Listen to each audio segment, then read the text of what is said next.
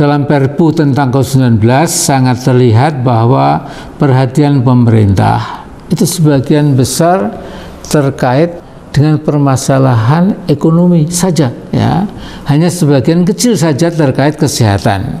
Berbeda dengan negara-negara lain yang mengedepankan dahulu penyelesaian masalah kesehatan, fokus kepada mengatasi COVID-19.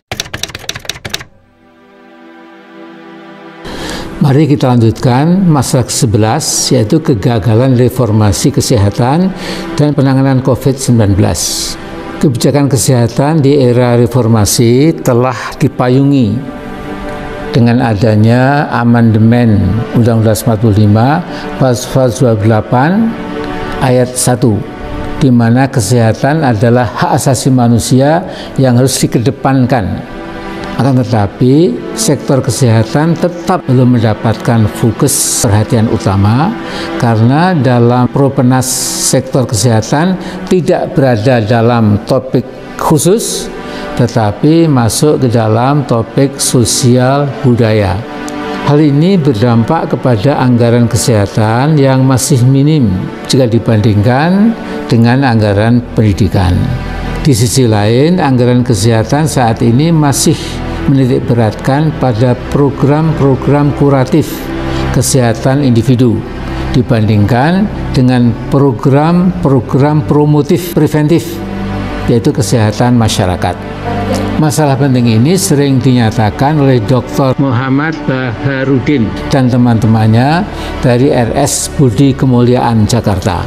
Nah, sebagaimana dicanangkan oleh WHO tentang Universal Health Coverage atau UHC, Indonesia pun turut berperan serta dengan dilaksanakannya program Sistem Jaminan Sosial Nasional SJSN. Di banyak negara implementasi UHC dilakukan secara bertahap, hati-hati, dan disertai penguatan pada blok sistem pelayanan kesehatan yang komprehensif seperti yang diamanatkan oleh WHO dalam bentuk roadmap indikator UHC dengan melibatkan penerapan IT, sistem pembiayaan, partisipasi masyarakat, dan para provider pelayanan kesehatan.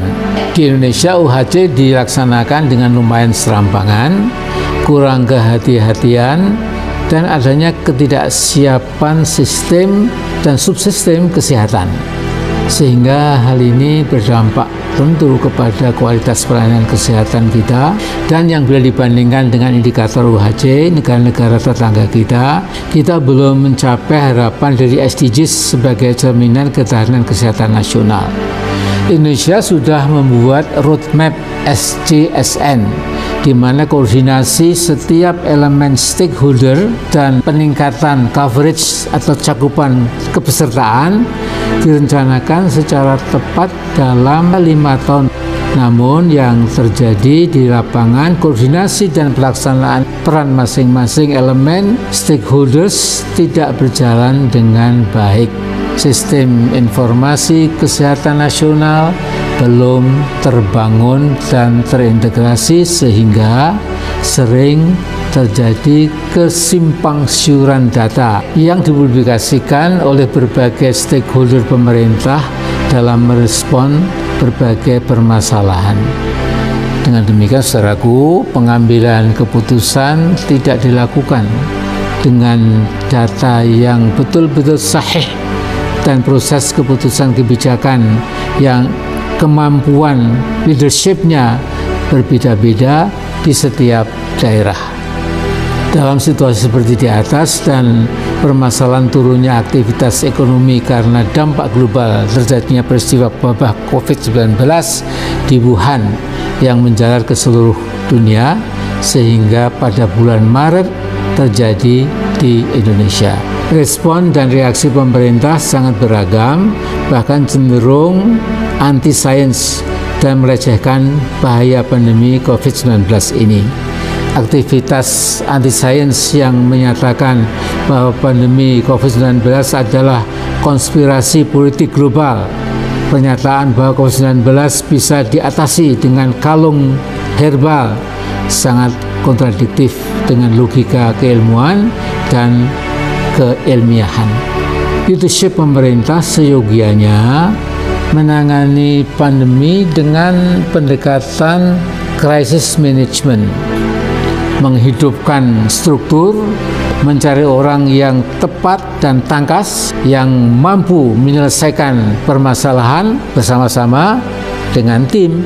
Namun dalam mengatasi krisis, hal yang terpenting adalah melihat bagaimana proses penanganannya dilakukan, di mana harus didasarkan kepada pendekatan terhadap struktur, person, dan problem solving, bukan kepada badan-badan ad hoc yang bersifat temporer.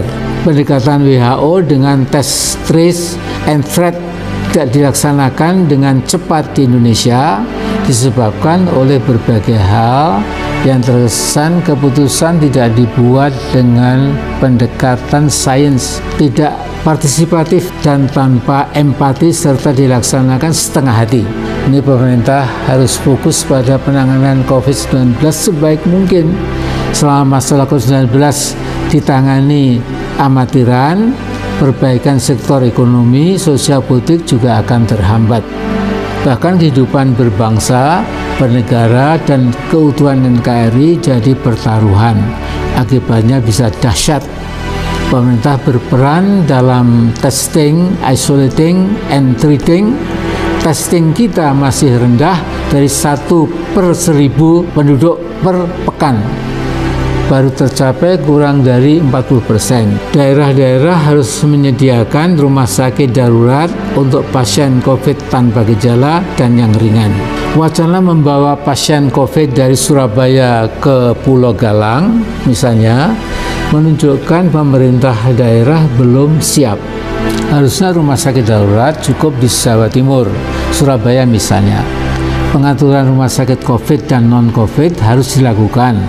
Saat ini tidak ada pembatasan. Semua rumah sakit terpaksa tangani COVID-19. Hal lain, pemerintah jalan sendiri. IDI sudah bersilaturahmi ke organisasi kemasyarakatan yang besar di Indonesia. Mereka ternyata masih belum dilibatkan di dalam penanganan COVID, baik dalam sosialisasi protokol hidup sehat di era kehidupan yang baru. Bila misalnya dilakukan PSBB lanjutan karena pasien COVID melonjak tinggi, pemerintah harus fokus pada subsidi BLT, sembako, dan lain-lain ke masyarakat yang tidak mampu dan didukung data yang valid. Tanpa pemberian subsidi, rakyat kecil makin sengsara. Mereka akan memaksa untuk bekerja, mencari nafkah, yang berakibat protokol kesehatan akan gagal. Masalah di profesi yang perlu dukungan pemerintah, yaitu ketersediaan APD standar harus cukup, tidak boleh kurang.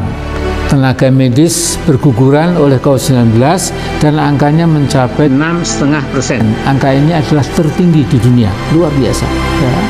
Dibandingkan dengan AS cuma 0,16% dan Inggris 0,5%. Jika ini terus dibiarkan, maka bukan tidak mungkin kemudian Indonesia akan menjadi negara darurat tenaga medis karena kekurangan tenaga medis yang handal. Nah, dampak masalah kesehatan masyarakat yang lebih jauh dari COVID-19 adalah beban ganda, multiple burden, yang akan menjadi semakin berat. Penyakit infeksi seperti TB, HIV, malaria, masalah kematian ibu dan anak akan semakin meningkat seiring dengan meningkatnya kasus-kasus non-infeksi seperti kanker, masalah cakupan imunisasi, kesehatan reproduksi, dan kemiskinan yang merajalela. Proses pembayaran klaim rumah sakit pasien COVID-19 seharusnya mudah, tidak berbelit. Rumah sakit perlu cash flow untuk tetap memberikan layanan di kala sulit. Nilai klaim COVID-19 yang langsung dihandle oleh Kemenkes tanpa perhitungan yang cermat menyebabkan biaya tinggi penanganan COVID. Tentunya ini menguras kas APBN sekaligus, sehingga saat ini banyak provider pelayanan kesehatan belum menerima klaim pembayaran pasien COVID-19. Mengapa? Karena ketiadaan dana kas negara. Dalam Perpu tentang COVID-19 sangat terlihat bahwa perhatian pemerintah itu sebagian besar terkait dengan permasalahan ekonomi saja, ya. Hanya sebagian kecil saja terkait kesehatan. Berbeda dengan negara-negara lain yang mengedepankan dahulu penyelesaian masalah kesehatan, fokus kepada mengatasi COVID-19. Kondisi ini sangat berbahaya bagi bangsa dan negara. Karena apa? Dampak terhadap politik dan ekonomi secara signifikan terasa oleh semua lapisan masyarakat. Sudut treatment yang dilakukan pemerintah dengan adanya pembagian sembako, lockdown setengah hati, dan pendekatan-pendekatan non-ilmiah yang dilakukan oleh stakeholder pemerintah tentu telah menghantarkan Indonesia ke pintu gerbang keterpurukan, baik politik maupun ekonomi. Hal terburuk bagi negeri ini adalah adanya potensi disintegrasi bangsa karena hilangnya kepercayaan kepada kepemimpinan nasional dalam melindungi segenap tumpah darah Indonesia. Sayang sekali.